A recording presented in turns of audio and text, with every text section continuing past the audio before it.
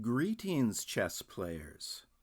My name is Coach Tortoise, and I've been teaching chess a long time. Today, we are going to learn about a tricky chess move called en passant.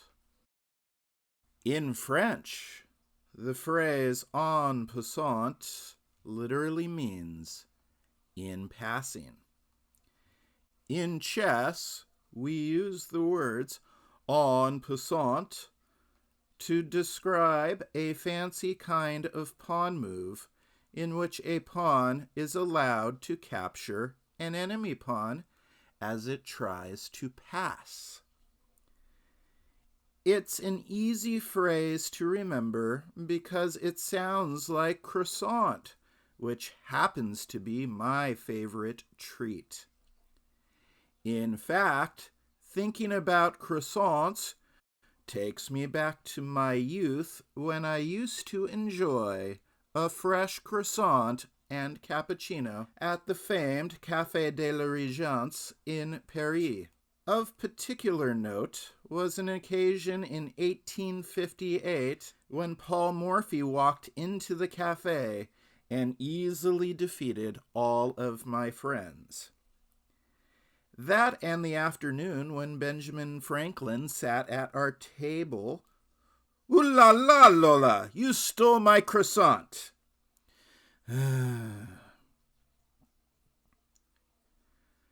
Perhaps it is for the best. There will be other occasions to share my favorite croissant stories. But first we must learn about en passant. And to fully understand en passant, we need to first learn why the rule was added to chess in the first place. The rule en passant was added at the same time in chess history that rules regarding pawn movements were changed to allow a pawn to move forward 2 squares on its first move. En passant was necessary in order to prevent pawns from using the new 2-square first move to rob an enemy pawn of its ability to capture by passing it by. This, of course, seemed unfair, and so the en passant rule was invented to allow an advanced pawn to capture an enemy pawn that moved up 2 squares in passing, as if it had only moved up 1 square. If this seems a little confusing at first, that's okay.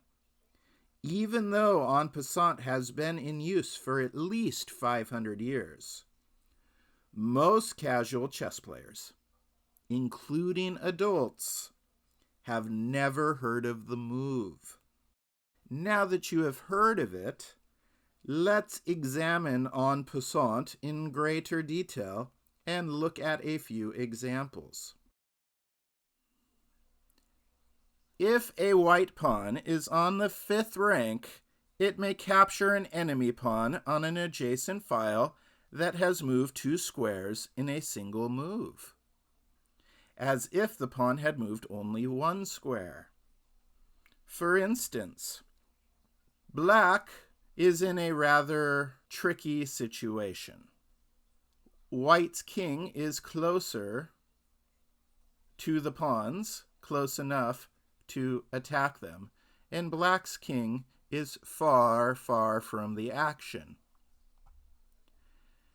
If black moves a pawn up 1 square, white can simply take it. If black moves the other pawn up 1 square, white can simply take it. So the player playing black decides to try and move past the white pawn, move his pawn up 2 squares to pass the white pawn by. But white knows the en passant rule and captures, saying en passant, as if the black pawn had only moved up 1 square instead of 2. Let's look at another example of en passant. If a black pawn is on the 4th rank, it may capture an enemy pawn on an adjacent file that has moved 2 squares in a single move, as if the pawn had only moved 1 square. Here, black's king is now closer to white's pawns. White cannot move a pawn up 1 square without losing that pawn. White cannot move the other pawn up 1 square without losing that pawn. So white tries to pass black's pawn by. Black, however, knows the en passant rule and captures as if the pawn had only moved up 1 square. It is important to remember that the en passant capture must be made on the move immediately after the enemy pawn makes the double step move. Otherwise, the right to capture it en passant is lost. So if you intend to use en passant, you need to do it immediately after your opponent moves his pawn up 2 squares adjacent to yours. Immediately, the very next move. Let's move to a third example. Here we have a very interesting position. Both sides have 2 pawns. Which pawn should white move up 2 squares? Should he move the c pawn up 2 squares? Should he move the g pawn up 2 squares? Let's move and see. Should he move the c pawn up 2 squares? No, because black can capture it en passant. Should he move the g pawn up 2 squares? Yes, because black's pawn is not directly adjacent to white's pawn. Black cannot play en passant here. Perhaps black's best move would be simply b3, hoping white doesn't capture his pawn. But white certainly would. And now, black cannot stop white's g-pawn from becoming a queen.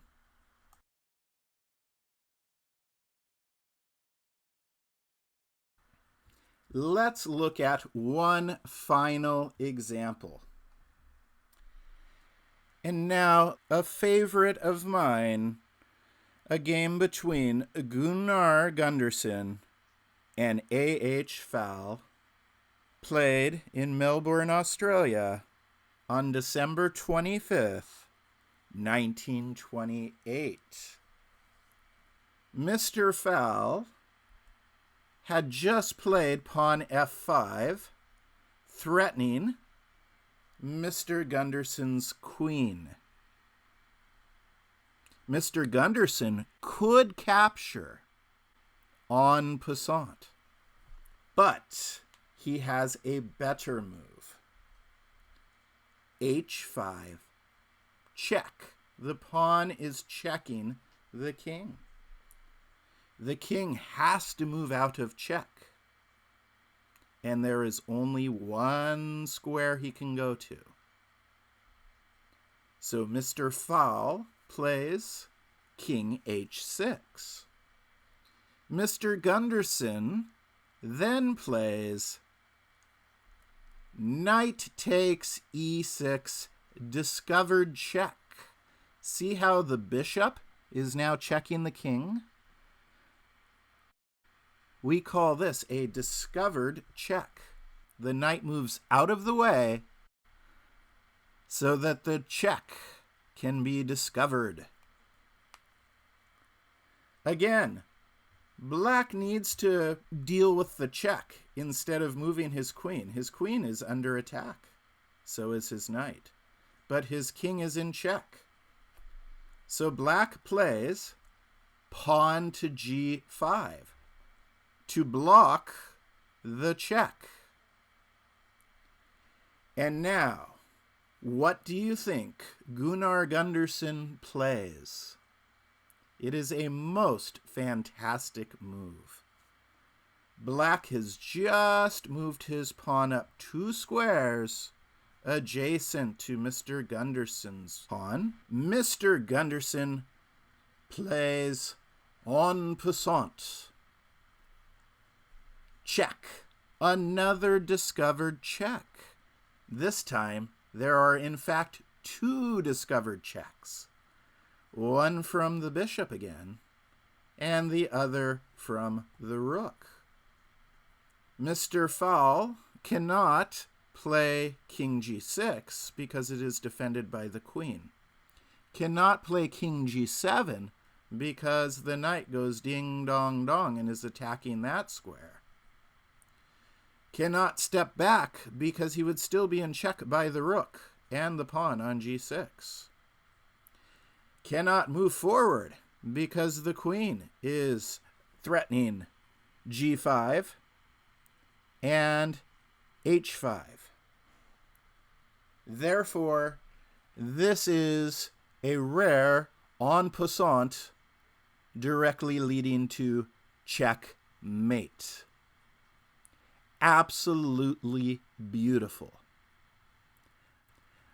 I hope you enjoyed my lesson on en passant. Remember to like and subscribe to my YouTube channel and visit dailychessmusings.com to take a quiz on this video. Thank you for watching.